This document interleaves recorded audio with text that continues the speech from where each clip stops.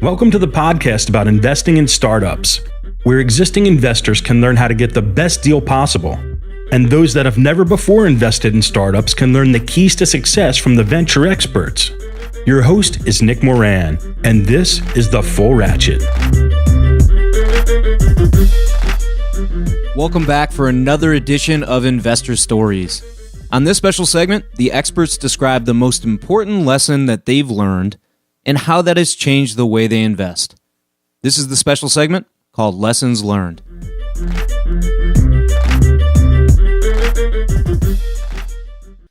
On today's special segment, we have SC Moatti from Moatti Capital.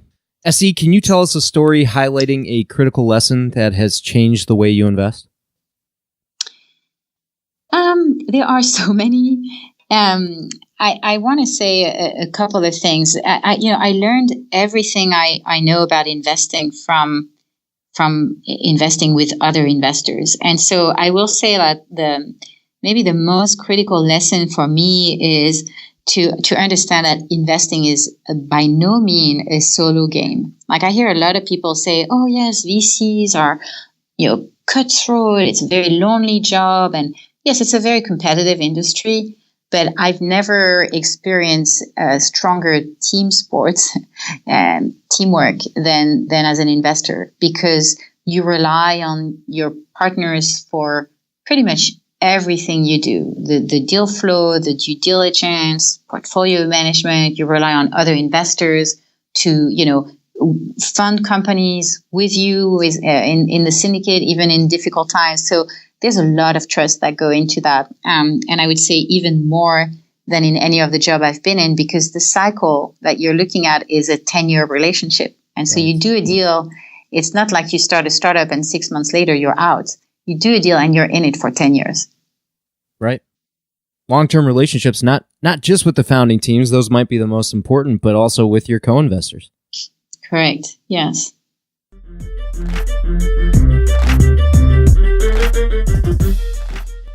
On today's special segment, we have Brendan Wallace of Fifth Wall Ventures. Brendan, can you tell us a story highlighting a critical lesson that you've learned that's changed the way that you invest? So I think a lesson that I learned as a first-time VC entrepreneur building a fund was this lesson we talked about earlier. How do you build differentiated value? And more importantly, when do you tell that story to investors? We obviously have a different kind of investor than the operating companies I built previously, where we were raising money from VCs. Now we're raising money from LPs, and the allocations are larger. The fiduciary requirements are greater.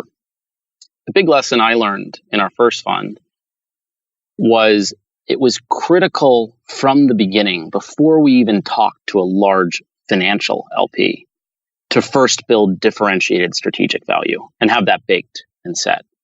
We actually started fundraising for Fifth Wall, and we talked to everyone. We talked to endowments, we talked to pensions, we talked to fund of funds, we talked to large real estate corporates.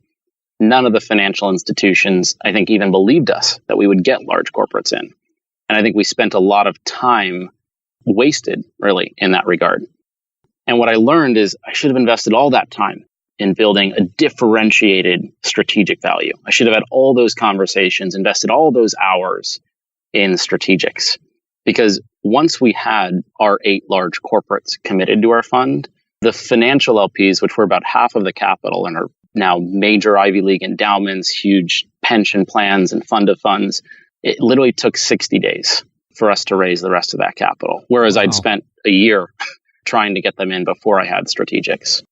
So I'd say one lesson I learned, and this is to maybe potential fund managers out there, is solve the differentiated capital first. Don't talk to financial LPs until you've truly positioned yourself as differentiated in this very competitive world of venture capital investing. That was a big lesson for me.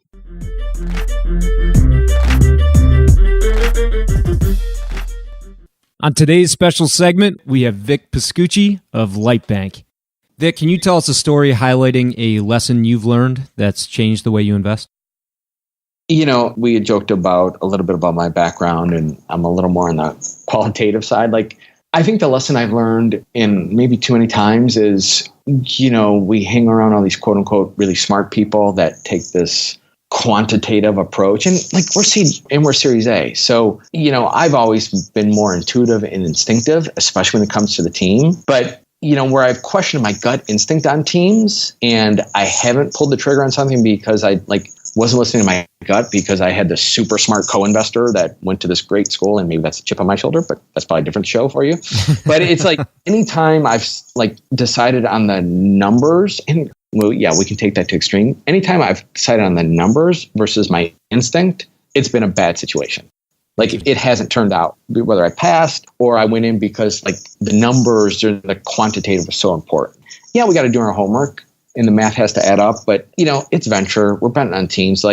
You got to trust your gut. And when you don't trust your gut, that's when bad things happen. I was telling someone the other day, I'm like, if the answer was really in the numbers, I'd hire fucking spreadsheets, not people.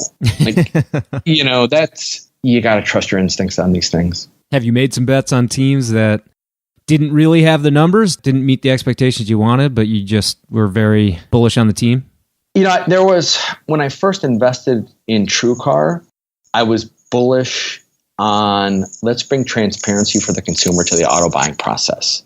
Let's let them know they're getting a fair price, and let's help out the dealers. Dealers really are stuck in this bad customer acquisition cycle, and consumers feel like they're getting fleeced. So that was my macro theme and thesis. Yep. Let's just bring technology to it. People are like, well, what about this and the cost? And I'm like, we'll figure that out. I'm like, we got to help people so they feel like they're not getting taken advantage of in the dealership. And we got to help dealers because they need a more effective way to get cars off the lot. I'm like, there's so much margin in there. We'll figure it out. And so, up through the IPO and a little bit after that, that worked out well. Other people had said, oh, you paid too much and you did this and you did that. Well, the reality was no, we did extraordinarily well there. Wow. So was that a homegrown idea, or was that a team that had come to you? And that was a team we had found based on just some industry research we were doing, going, okay, what's going on out there? Why hasn't this been fixed yet? And in fact, it wasn't even called TrueCar then. It was called Zag.com.